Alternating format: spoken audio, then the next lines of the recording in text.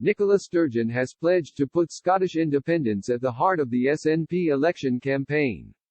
But amid a furious battle among Scottish political parties, Express is asking, should Boris Johnson boycott a Sturgeon-led independence referendum? This week, Scotland's First Minister announced she would set out bold plans to rebuild the country and put Scotland's future in Scotland's hand.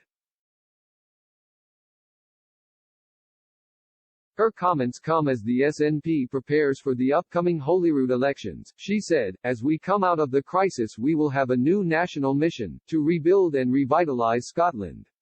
And as we look to the future, the fundamental question before people in Scotland is this: who has the right to decide the kind of country we should be?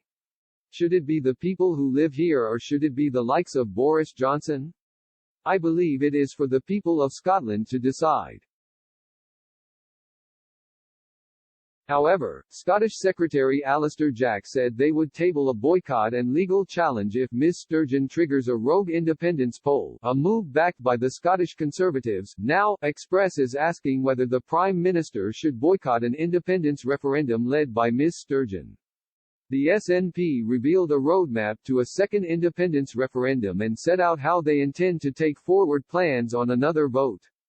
Party chiefs said a legal referendum will be held after the coronavirus pandemic if there is a pro-independence majority following the Holyrood election in May.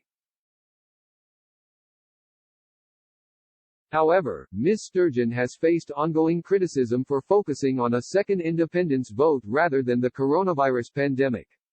Colin Smith MSP, Scottish Labour Constitution spokesperson, told Express.co.uk, "At a time of national crisis, the public want our politicians to focus on what unites our country, not more division.